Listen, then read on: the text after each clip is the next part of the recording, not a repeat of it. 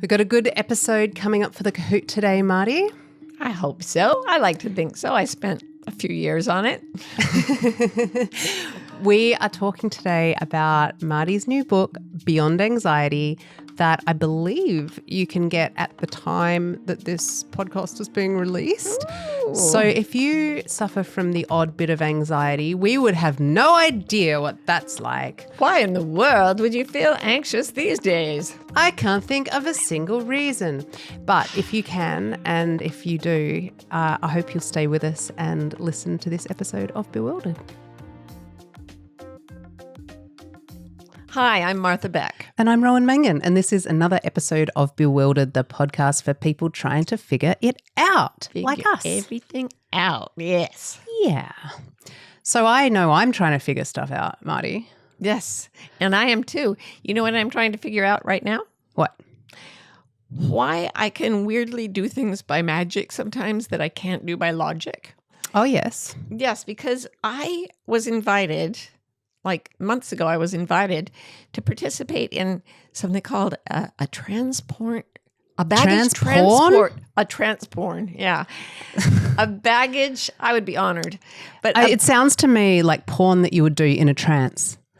So it would be like I think we are really sort of slow porn. I think we're skirting with some delicate language here. I disagree. I don't think we've ever been on more stable ground. I love using the word skirting. Anyway, oh God, it's just going all these wrong directions. Anyway, I got So you invited. went on a walk? I went on a walk. I went on a walk through the woods. No, there weren't. Well, there were some woods.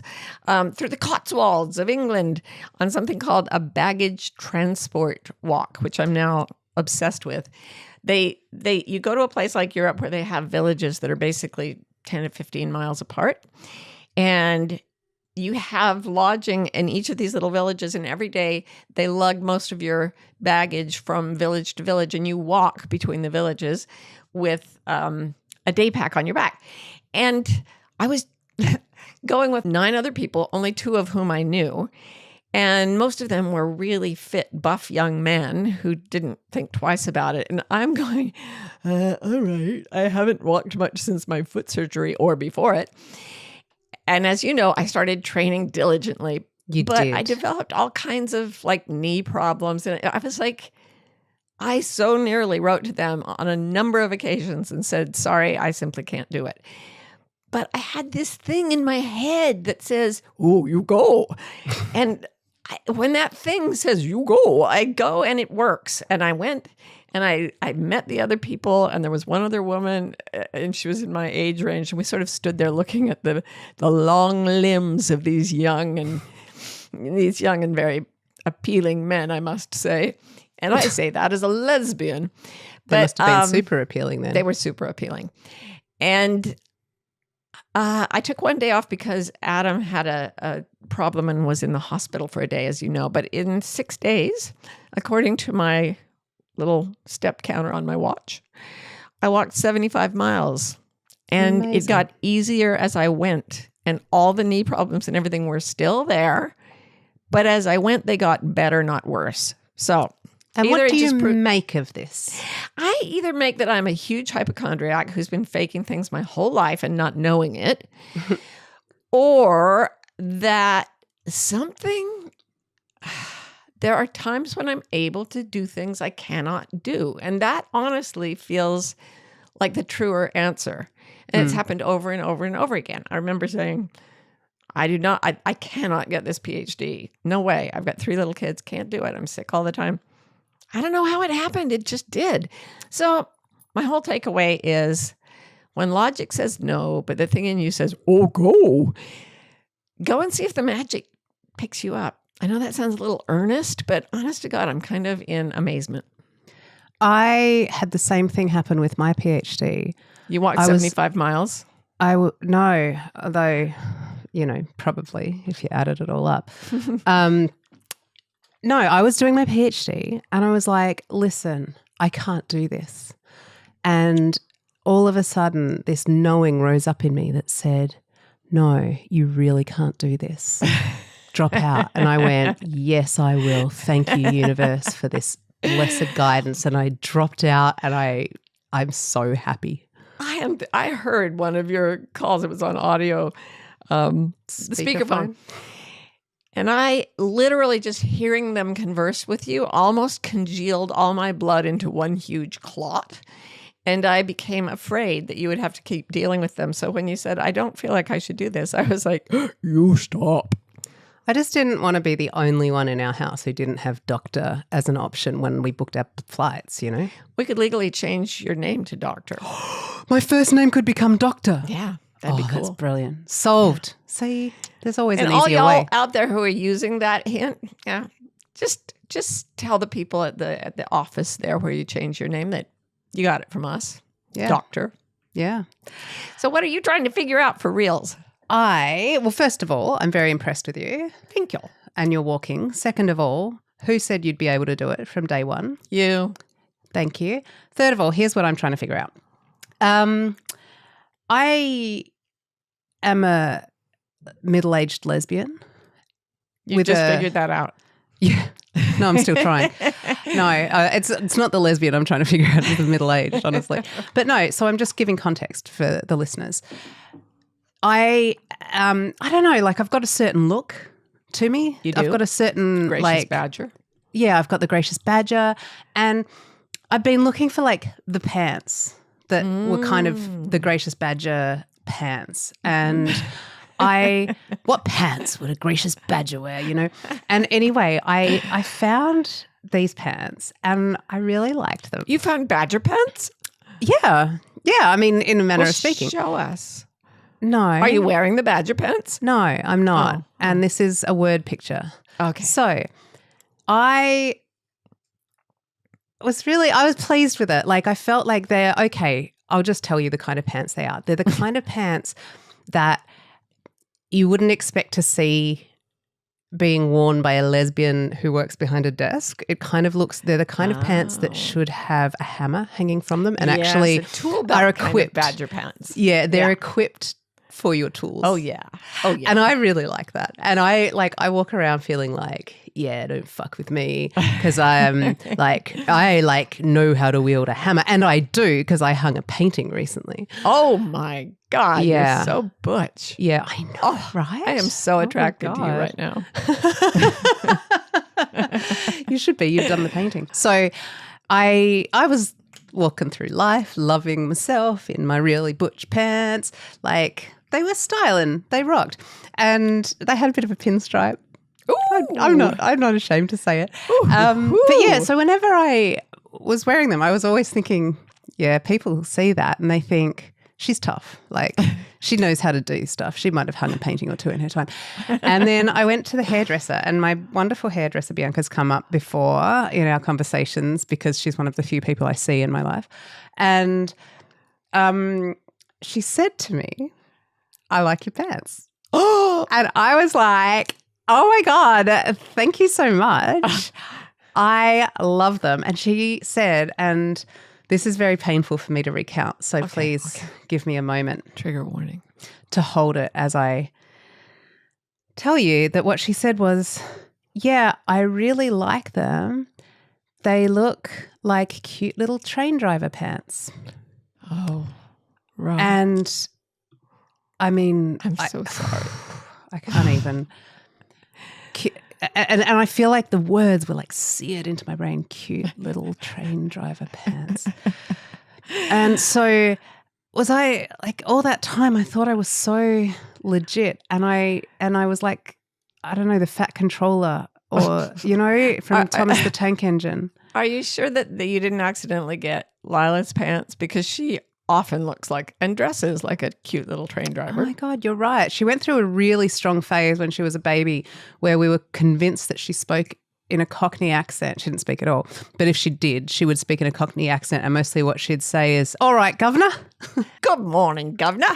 Because that's just how she looked when we get her up in the morning. She'd just kind of like, she had this funny little face, and she'd put her arms down by her sides and wiggle around and say, we just couldn't tell. Hello, governor. Hello, governor. Top of the morning to you. We got to teach her to talk like that. Yeah, there's so much to do. And then not let her talk any other way. Let's take this one offline, Marty Moo. Okay. If you're enjoying Bewildered, there are a few ways you can express your support for us. You can subscribe to the pod or follow it, depending on your app. It's a great way to get us in front of more people. And as always, we love a little rate and review action, especially when the reviews are kind and the ratings are high, strangely. And finally, if you really want to go to the next level with Bewildered, check out our online community, wildercommunity.com. We'll see you there. Today, dear Kahoot, we are going to talk to you about anxiety. Wait a second. Do they know who the Kahoot is? Yeah. Yes, they do. That's the them. Kahoot. You are the Kahoot, and the Kahoot is you. We do everything in cahoots. Yes. Yes. We move as a Kahoot. We move as a Kahoot at dawn, and you just said we're going to talk about what? Anxiety. Oh, what a coincidence. I just wrote a book about it. Oh, no way. No way. Well, you are uniquely qualified to talk to me about it today, then. Apparently so. Yes, it's going to go very well. Marty, why am I so anxious, please? Why is everyone so anxious? Why? What is going on? Why is it getting worse? Well, help me. For the love of God, help me. Over to you. Okay, then. First of all, you are anxious because we live in a world of slings and arrows and outrageous misfortunes, and then we die. Gotcha. So cool. That just as a basic baseline, it makes everybody anxious all the time. And then through history, things have happened to make people even more anxious. There have been plagues, even worse than the pandemic. There have been, tyrannies and famines and all kinds of things. Bad things happen. Bad things happen. So a lot of people will just look around them at the environment and say it would be insane not to be anxious right now. But actually, we need to look at that because anxiety is very debilitating. It is now the leading mental health problem for people worldwide.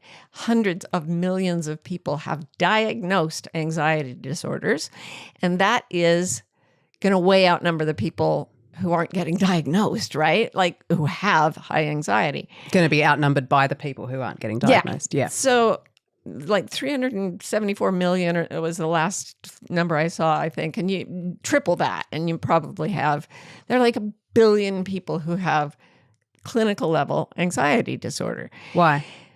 Because it's not because of the environment. You'd think it would be, but it's not. And here is why. I put it to you. Most animals are not anxious most of the time. I said this in my speech in Toronto.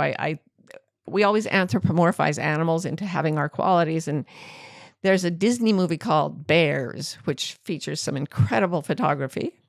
And they have spun this story of a bear, a mother bear named Sky.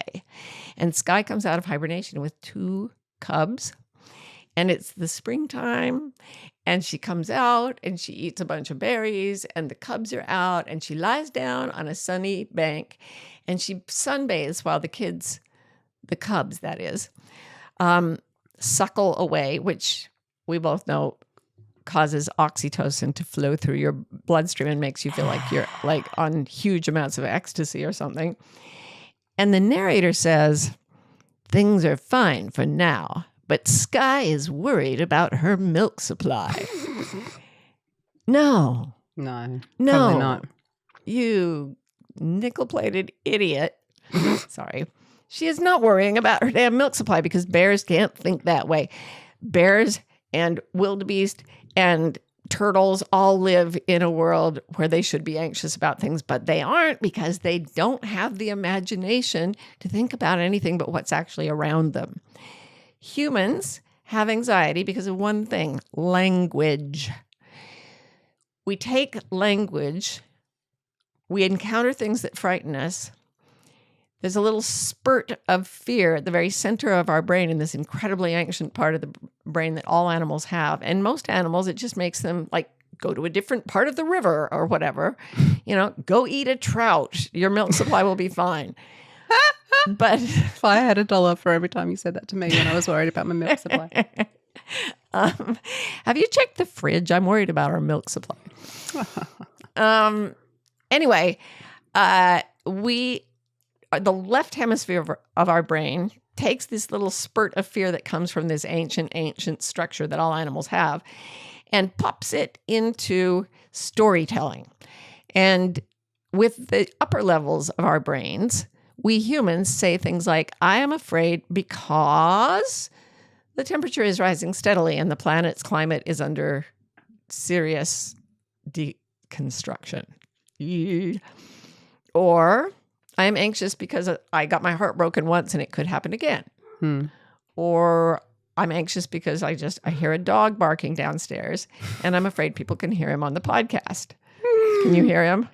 I can, but not through my headphones. Oh, thank God. Yeah, he's an exception to the rule of animals don't get anxious. Well, he's around a lot. It's interesting. Eckhart Tolle, who is not a specialist in zoology or anything, or anything, but well-known zoologist Eckhart Tolle, being super not anxious. He's a genius at that.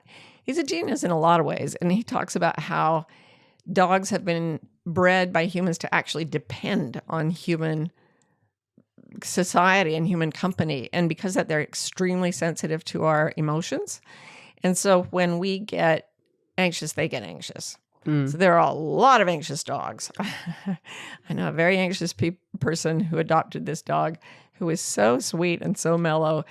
And within a week of starting to live with her, he became a very anxious animal. So yeah, there are exceptions. But Sky the grizzly bear is not out there having anxiety attacks. But isn't it true that so humans have had language for a long time, right? Yes. But today, our capacity to be anxious is kind of stoked by our circumstances, right? Yes. I feel like it's sped up at the very least. It has. And here's the thing. The thing that's interesting is your amygdala, that ancient thing, is always responsive to things that look threatening in the environment. Right. But the stories told by the other part of the left hemisphere read back to the amygdala as if they are the environment. So if I say that more clearly, yeah. All right. So if I'm sitting here, warm and dry, and I'm thinking, I have a terrible fear of water. I could drown someday. My brain actually starts picturing me being trapped underwater and my lungs filling with water and all the things I've read about drowning. And I can actually go into quite a panic. I don't have this particular fear, but if I start to think about it vividly, what it would be like to drown, I can feel myself getting anxious thinking about that. And the weird thing is my brain can see and hear and feel what I think it would be like to drown. And it's coming across to my amygdala as a real and present threat, as if I'm trapped in a car that's sinking or something, right? So, right. And so if I was, and so by the same token, if I was happily scrolling away, meme to meme, and I came across a video of a flood, I wouldn't even have to go to the effort, like the labor that you just went to think up the drowning scenario, right? Yeah. So we're constantly repeating fears about what might happen based on what may have happened to us in the past, or what happened to somebody else in the past, or what may at some point happen to somebody. And what it does is it forms this feedback loop in the left hemisphere of our brains, where the amygdala is feeding fear to the neocortex, and the neocortex is turning the fear into stories and insisting that it needs to control the environment, which reads to the amygdala as an increased need to project fear. So what you get is fear feeding stories that feed fear feeding stories, and it just spins up in this unregulated feedback cycle is the scientific term for it. I call it the anxiety spiral. People sometimes call it a thinking loop or something. But we get stuck in that, and we are stuck in that as a society. So I'm not a brain scientist. I was trained as a social scientist. And what we've created as a population is a massive all-terrain version of the fear cycle, the anxiety spiral that spins in our left hemispheres. So you don't go through the day without seeing horrible things that are happening to people all over the world or being told to worry. Well, that's what I was going to get at, is that it's not accidental, right? It's not like that you innocently happen to see. It's that the technological media environment, and I include social media, is engagement driven. And what gets our attention is things that, like, you know, if something sparks our amygdala, it's got our attention. And so I feel like it's not just that we happen to have this situation, it's that without like too early in the podcast jumping into the capitalism, poor me, but you can see it, right? Like I'm not drawing too. Oh, they're directly linked. Yeah. And so it's in the interests of the people making money off you that you stay scared. And given that what you're describing in the anxiety cycle is something that always revs up. Yep. I think that goes some way to explain the billion people in pretty serious strife right now. But tell me, just like, how do you describe, you mentioned like the small kernel of fear. How do you differentiate anxiety from fear? Okay. So fear, I heard a story about Londolozi, where we like to go, where I go every year, and you come too, so we can run seminars there. It's a game preserve in northern South Africa. And I was just thinking about a story about how a game ranger and his girlfriend were walking they were walking at night, which you're not supposed to do and guests aren't allowed to do. And they got charged by a Cape buffalo. Cape buffaloes are huge, gigantic muscle cubes with massive horns on them. I mean, the things and they're very, very dangerous. They're not as fancy looking as a lion, but they're actually more dangerous.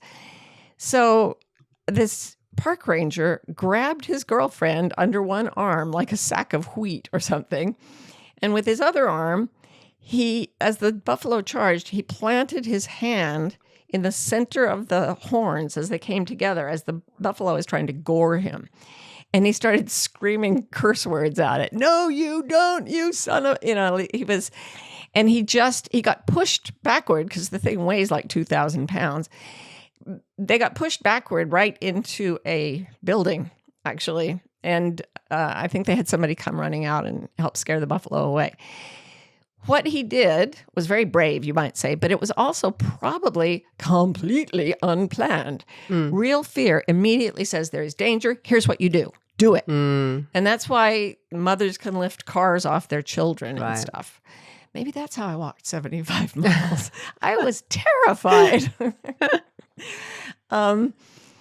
But yeah, so that's fear. And I always say it's like being shot out of a cannon. It says, do this now.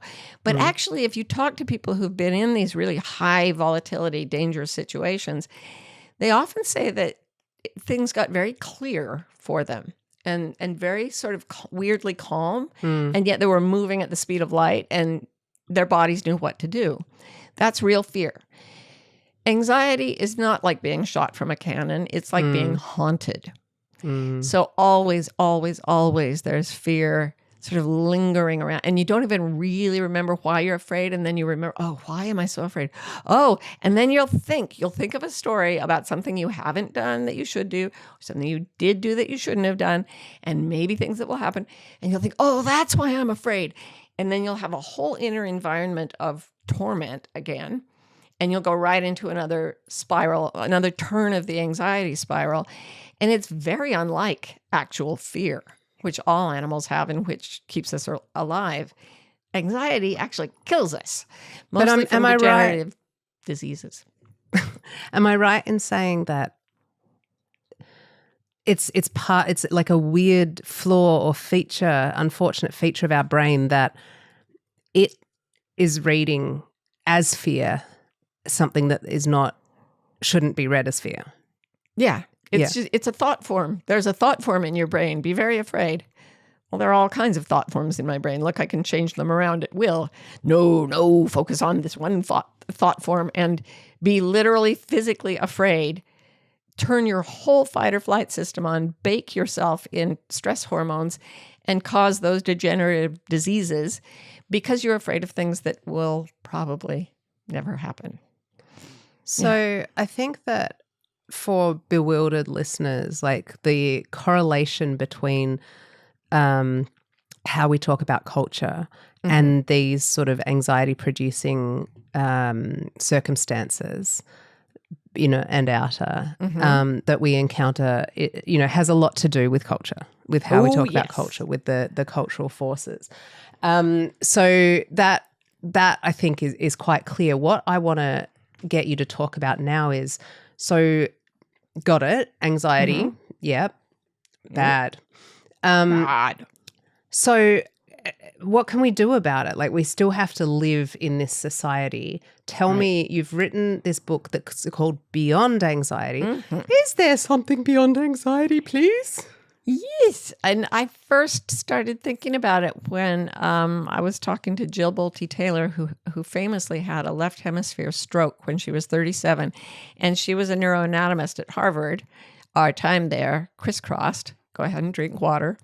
But I got to know her, and she would talk about the time without her left hemisphere as being completely nonverbal. She had to relearn language and numbers and all of that. And it was horribly hard. But she was in an emotional and psychological and even spiritual state of awe and compassion and incredible gratitude.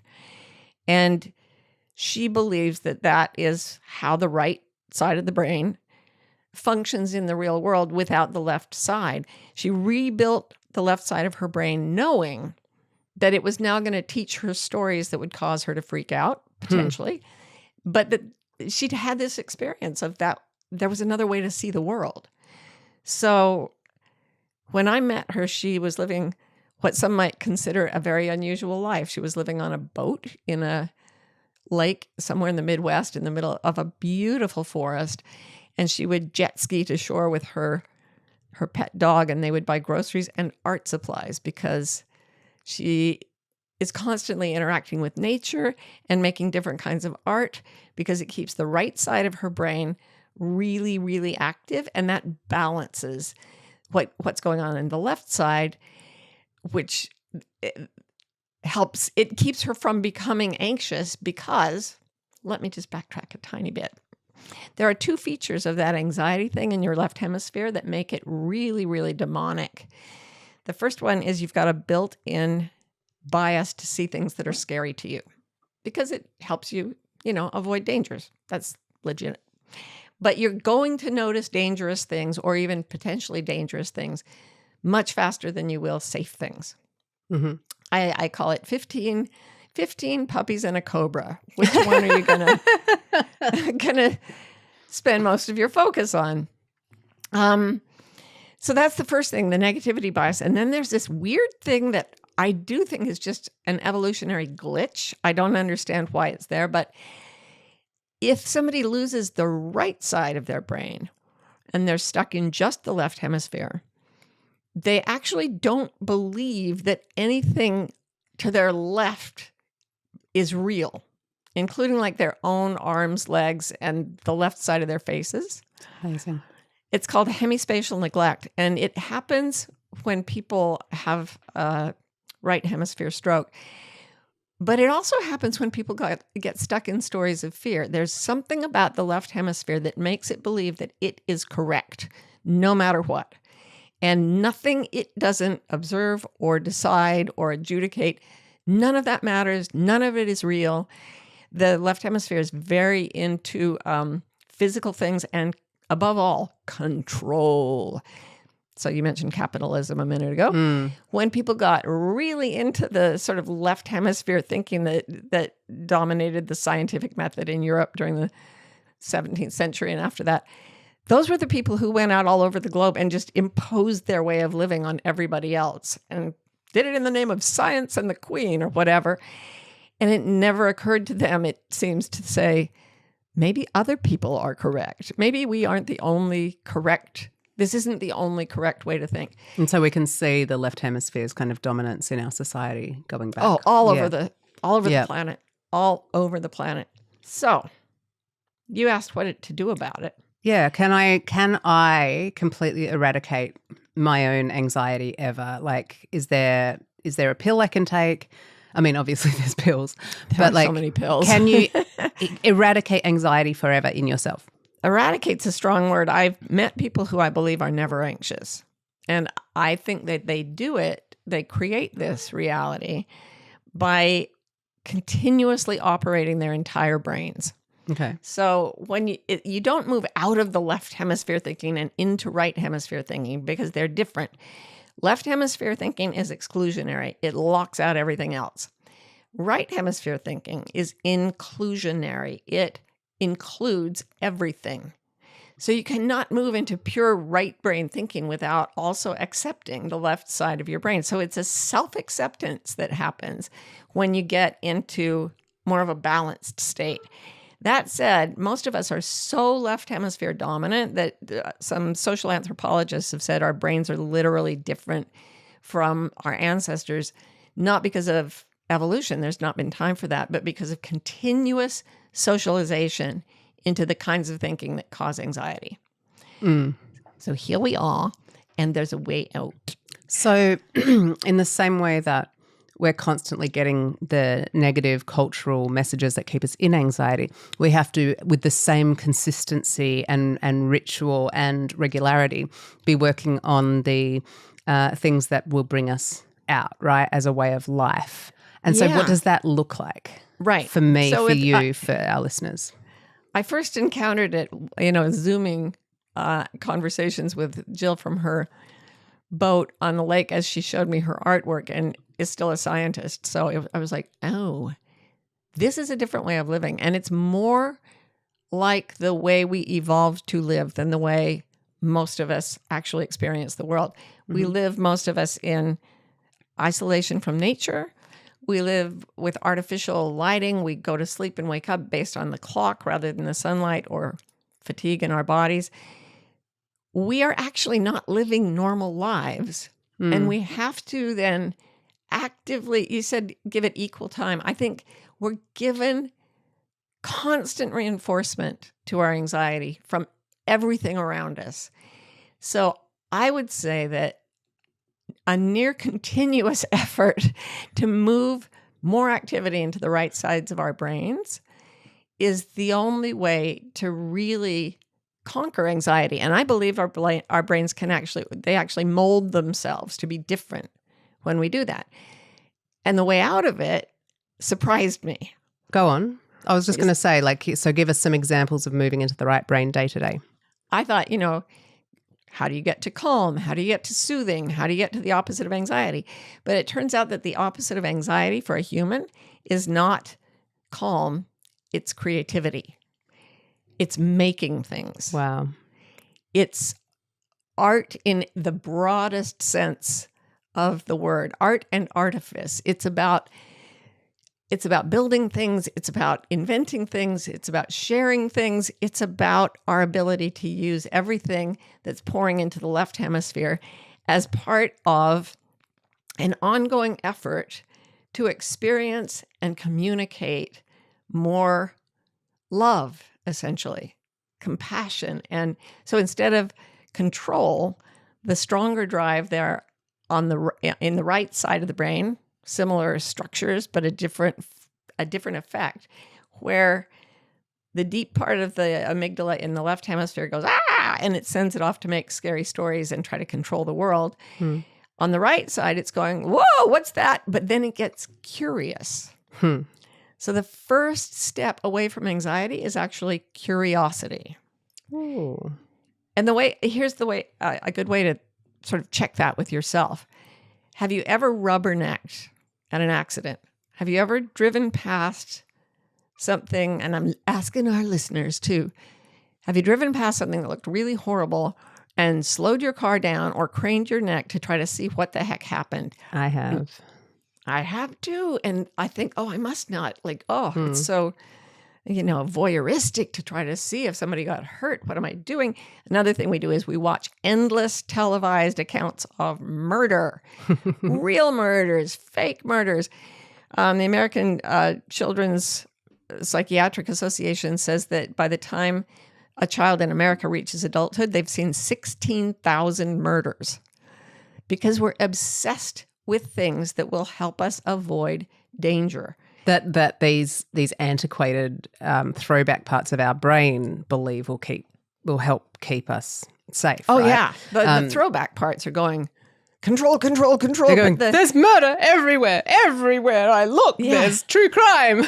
Be very, very careful. And this is fascinating. Yes. But when you turn on a true crime story, and we know our beloved Karen, God love her. She's a very anxious person.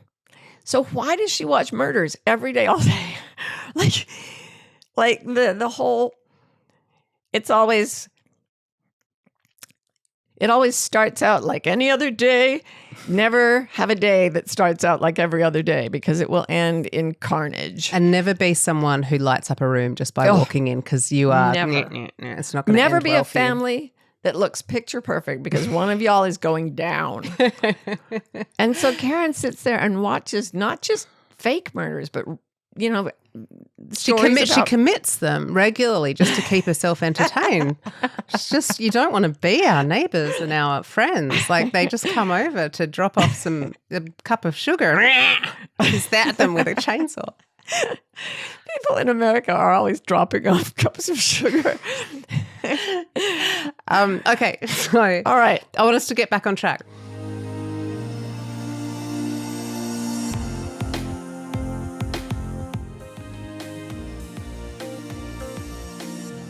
I want to know how to live. We don't have a huge amount of time left, so I want us to understand. Okay, what can I do to nurture the non-anxiety part of my brain in my real life? So you can start with a curiosity, even if it's that kind of prurient murder style curiosity. And you can, one really good psychiatrist, brilliant guy called Judson Brewer, he suggests just saying, like look at something intensely and go, in a room full of people, and they will all be like, what, where, what, and just keep saying, and it will drive them nuts with curiosity, but immediately their anxiety will abate and their mood will elevate. So cool. I love that. I just Isn't love that cool? He just takes people out, his patients out into the mountains with a friend doctor of his, and then this highly anxious group of like Olympic athletes will be standing around, and both doctors at once go, and everything changes. It'd be really fun to just like cultivate a few of those oh, you don't see that every day. Oh, what the? That's a good one. What the? I think Australian does really well with this. What the bloody? What in the blazes? Okay, so let me drill down. Once you can get curious about anything, including your own anxiety, like, why am I so messed up in the head? This is why I went and found out about it. I was like, why is this bothering me so much? Once you get to curiosity, then the right hemisphere, instead of telling you a story and wanting to control things, pulls you toward investigation and starts to connect things. So the right side of your brain is actually a slightly different color than the left side. No way. Yeah, the left side has lots of little gray cells, and they're all kind of lined up in little short circuits. The right side has these long nerves that connect things that aren't usually connected and connect them over a further distance. And those nerves, because they're so long, have to be wrapped in a lot more of this substance called myelin, which is like the wrapping around an electrical cord. It actually is the wrapping around an electrical cord. And so these long white myelin sheaths actually mean that the right side of your brain is paler than your left side.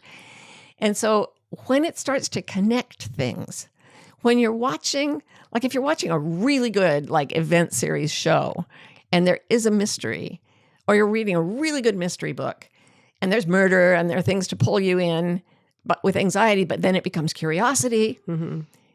And the detective is always so obsessed with the case that he cannot stand to be pulled off it, even though it's just sort of random. Anyway, he's so curious, he owns that thing. And he starts to investigate, and he begins to connect clues. And when that starts to happen, he is making a theory. And when we have to assemble things in order to make them, whether it's intellectual, physical, social, anything, when we start to connect and we start to join things together that we haven't joined together in our heads before, we go all the way into a kind of transport into the place that some psychologists, Csikszentmihalyi, labeled flow. It's a place where we're pushing the limits of our knowledge out of a basic curiosity and then a love for what we can create when we connect unusual things. And that is the origin of human art. And everywhere there has ever been a human population, no matter how oppressed they were, no matter how impoverished they were, they're making art like there's no going home. So what happens between why am I so messed up in the head and the masterpiece oil painting? It's where you say, for example, I am so messed up in the head, and I think it's because of the chaos around me, but I see someone else over there who also looks very stressed. And suddenly I'm curious about why that person is stressed. And for just a moment, I get out of my control strategy obsession that only I exist. And I think if I can somehow communicate to that other person how I'm feeling, I might feel less alone. And you start to think of ways to represent your inner state. And that it can be in something like a conversation. Everything we do is creative.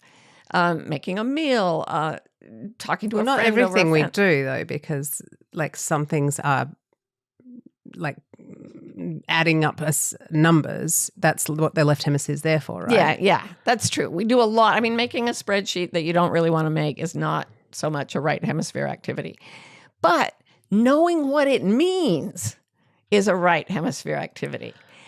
All the stuff, like I quoted Jeff Bezos in my book because he often says, and he wrote in his letter to stockholders, I tell every Amazon employee to wake up terrified every morning and stay scared all day because that leads to productivity. And what is productivity? It is more wealth, more material wealth for a few people at the top of the pyramid. That's productivity. That's the left hemisphere's perspective, and that's what it creates. But when the right hemisphere starts to create, it builds things that cause, at the outside of it, you start to lose language because the left side of the brain handles language. So as you start to create something, even if it's something social or something like engineering, as you get into the part where you're truly generating something new, language falls away. The idea of time and the feeling of time passing falls away. All anxiety falls away. And we get wrapped up in flow, and our brains, instead of producing a huge amount of adrenaline and cortisol and everything, are now producing dopamine and serotonin. And without even really knowing it, we begin to create things that connect other people to our experiences, and it starts to become another cycle. But it's a cycle that begins with curiosity, goes into creativity, and then ends with connection, which then feeds back into more curiosity about more things, more connection. It's the thing that sends people out traveling to learn about each other. Or I love that. I love the idea that I curious of you, right? Here, I curious of you. So I create a thing to represent of me. Right. Like, here is what it's like to be me. Are you too curious of me? Yes. Right? And then we're making these things that are there to say, this is what it's like to be a me. Yeah. And I've never thought of it that all art is that, but of course all art it is that.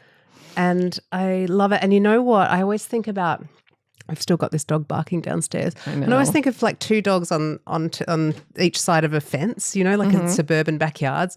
And one's going, I'm a dog, a dog, a dog. And the other one's like, I too am a dog. We're both dogs. Yeah.